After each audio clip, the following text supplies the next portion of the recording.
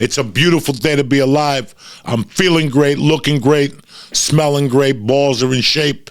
I put a little Manscaped fucking Reviver on my nutsack.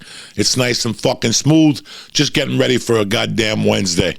There's not much going on. Like I said, we have a guest today, but I want to bullshit with you guys real fast. Yesterday, I posted a picture from 1983 on Twitter and on fucking, not Patreon, but whatever the fuck, the one with the eye. Who gives a fuck? Instagram, right? And it was really funny. What happened was I had a meeting Monday. I had a conference call with the publishers of the book, and they're like, hey, man, we're looking for some fucking pictures. And I'm like, you know what? I didn't think of any pictures because I'm too busy writing the fucking book, you know. Then they tell me the book, we're going to hand it all in March 22nd. And I go, when is the book going to be out, ready to go? I was hoping they were saying November, like a Thanksgiving, Christmas release. We could fuck around, maybe do a couple fucking appearances and shit. They're like talking about May of 2023. I'm like, so why the fuck are you bothering me about that? Do you have any idea of the cover? Not even close. I'm too busy writing a fucking book. You know, I got ideas for you, but I'm not even thinking about them right now. It was just a weird, but that's the way it is with these people.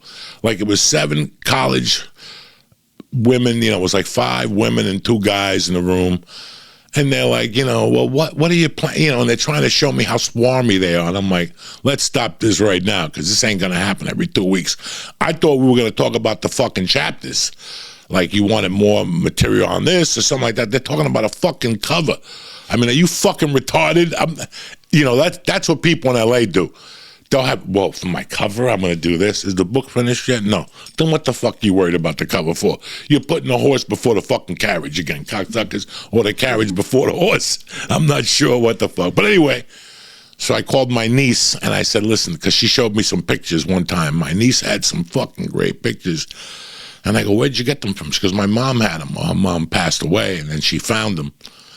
And what happened was I used to write them letters. I liked, this was my brother Mike and his wife. So, you know, he was all I had. So I would write them letters just to keep them. I love writing letters. I always loved writing letters. So I would write letters and to keep in touch with them. You know, I was such a mess in fucking New Jersey when I'd send them those pictures just to show them that I had grown a little bit, you know, that I wasn't still a fucking mess. And if you look at those pictures, like I posted one in the morning, and then I posted another one with me with a hat on walking in the woods. It's because the caption to it is fucking, you guys thought that I couldn't bury somebody, that I don't know how to bury people in the woods. That's my, listen, if you lived in Colorado and you're half a hustler, you bumped into people. That's what they do for a living. They just bury fucking bodies for people. That up there, there's not even enough bodies. You could tie some. Remember, like some guy put, "Is that you where you used to meet Ed?" That was Snowmass Village. Those pictures. I wasn't even in Boulder yet.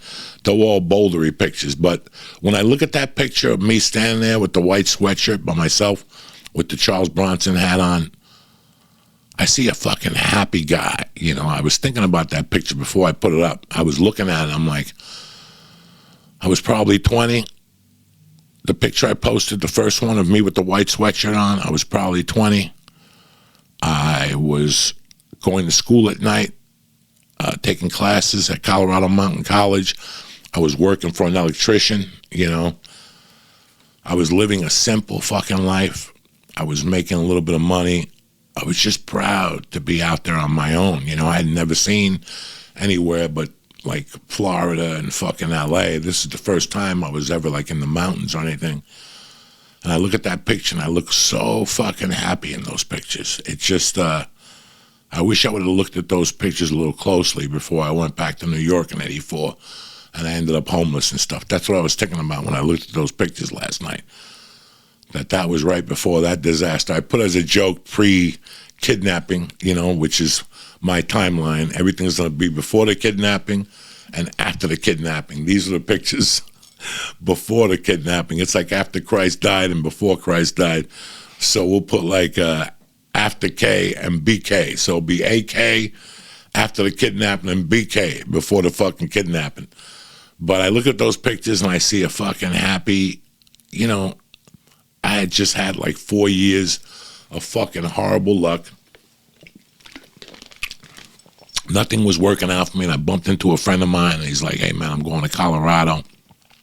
I didn't know if I was going to stay, but I just wanted to get the fuck out of here to give my mind a breather. You know, I was telling Mike before that the breather that we all got during the pandemic was well needed. Like, I always find the silver lining, and the silver lining to the pandemic I found was my new search for happiness. Like, this was all bullshit with the life we were living before the pandemic, and that's why so many people are quitting their jobs. That's why so many people are switching careers, because a lot of people got to take a break and look around them and see what the fuck was going on with their lives, you know, and what they didn't like, and it gives you a chance to fucking clean up or keep being the sack of shit that you are, like I was, you know, before I came here. And I made adjustments to my life. I feel a lot better. I look a lot better. I'm thinking a lot clearer. And that's the most important thing, that sometimes with everything going on, you don't get a chance to think clearly. You know, I was the one guy that was always against vacations. I mean, what put me on the map as a stand-up was I didn't take vacations. There was no fucking 1 day off, no 2 days off. I worked 7 days a week for fucking 20 years. I didn't give a fuck about Sundays. I didn't give a fuck about Christmas. I didn't give a fuck about the holidays. I didn't give a fuck about anybody. And that attitude was appropriate for the time when I was there doing it. I had nothing. I had no family there. Now it's a different time. I've grown into a family. You know, I'm having a great time with them. I have a life now. And yeah, you know, I don't know if I'll go back to my old life, but I'm enjoying my new fucking life. I enjoy doing this. I enjoy working out. I enjoy having peace of mind. I enjoy my Saturdays with my daughter. It's been a real fucking education for me. That's why I know 2022 is going to be great, because I'm launching off a great fucking mindset. You know, your mindset has to be right. You ever talk to people, you go, when was the last time you did acid or whatever? They'll say, well, I had a bad trip. Guess what? I've never really had a bad trip, because the mindset was always there, you know. So always remember that if you're struggling or having a tough time, just disconnect for a few days.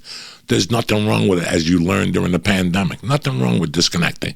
Unplug the fucking Twitter, unplug the social media, and just give yourself a chance to fucking think. Nothing wrong with that. It's not a crime. Nobody's going to throw you in jail. You know, the other night I was watching San Francisco against Buffalo. I don't know what night they played. Sunday night, you know, and I'm like, fuck. 5 years ago, I was giving Lee shit for watching a fucking football game. You know, like, listen, I'm not sitting there all day watching football games, but I'll watch 2 quarters of a game on Sunday at Jimmy Florentine's. Then I'll leave at 4, go do a bunch of shit, and then I'll go back and watch, like Monday night, I went over to Jimmy's and watched halftime. I watched football till halftime. I can't sit there and watch a whole fucking game. But you know what? I was thinking about how hypocritical I was. Well, I wasn't watching any games then. I'm watching games now, like how hypocritical I was of watching football games. But I'm not in that search of getting anything anymore. I'm just in a search to be healthy and to give you guys a good podcast every week. That's it. Those are my responsibilities. And to be a father and to be a good husband. I've wrapped it up into 4 simple things. I got to be there for them, and I got to be there for you motherfuckers. And I enjoy that. I'm ready for you motherfuckers. Today we got a guest, one of my best buddies. I love this kid with all my heart. We've had disagreements, but like I said on the Patreon podcast, we've had 2 or 3 disagreements, but our relationship has been stronger from them. And that's how you could tell you have a good friend, when you guys have a problem, because good friends have problems from time to time, and then they resolve it, and that friendship gets stronger. The guy I'm talking about is fucking Red Band. I love him with all my heart. If it wasn't for him, we wouldn't even be doing a podcast. Myself, Joe, all of us are very grateful to him. You know, I've always kept in touch with Red Band since he's been in Austin. And when Lee said that on his podcast, I was like, fuck, I've never thanked Red Band for that. So I called him up like a man. I'm like, hey, buddy, I just want to thank you for creating this whole fucking thing amongst us. He was the one that got Joe on the podcast. He got Ari the podcast, me the podcast, and I'm very grateful to him. So the respects, he is the original fucking podfather. So however you look at it, I don't give a fuck. Whatever you think of him, I don't give a fuck. He's my brother. He's a funny dude, and I love him with all my heart.